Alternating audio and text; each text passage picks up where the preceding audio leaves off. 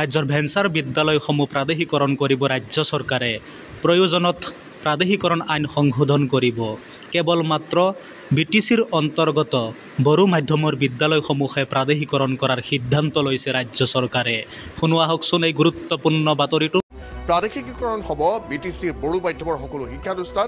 BTCৰ অন্তৰ্গত বড়ো মাধ্যমৰ স্কুলৰ ক্ষেত্ৰতহে প্ৰযোজ্য হ'ব এই সিদ্ধান্ত।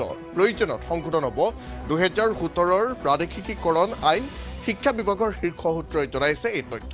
আকৌ এবাৰ উল্লেখ কৰিছোঁ, আন এটা ব্ৰেকিং এই মুহূৰ্তত জনাইছোঁ দৰ্শকক, ৰাজ্যত শীঘ্ৰেই আৰম্ভ হ'ব বিদ্যালয়ৰ অতিৰিক্ত প্ৰাদেশিকীকৰণ প্ৰক্ৰিয়া। 2020ৰ BTR চুক্তি অনুসৰি এই সিদ্ধান্ত গ্ৰহণ ৰাজ্য চৰকাৰৰ। নিৰ্বাচনী আচৰণবিধি উকলি যোৱা মাত্ৰেই চূড়ান্ত হ'ব সিদ্ধান্ত। প্ৰাদেশিকীকৰণ হ'ব BTCৰ বড়ো মাধ্যমৰ সকলো শিক্ষানুষ্ঠান।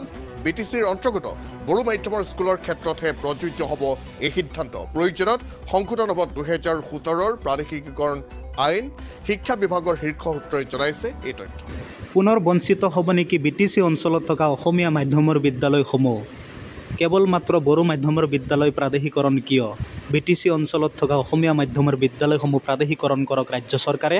সমগ্ৰ ৰাজ্যজুৰি অকল BTAটিতে নহয়, সমগ্ৰ ৰাজ্যজুৰি অপ্ৰাদেশিকৃত বিদ্যালয়সমূহত কৰ্মৰত হৈ থকা শিক্ষকৰ পদসমূহ প্ৰাদেশিকৰণ কৰিব লাগে ৰাজ্য চৰকাৰে। সকলো মাধ্যমৰ বিদ্যালয় প্ৰাদেশিকৰণ কৰক। যিসকলে চেনেলটো ছাবস্ক্ৰাইব কৰা নাই তেওঁলোকে অনুগ্ৰহ কৰি চেনেলটো ছাবস্ক্ৰাইব কৰি থওক।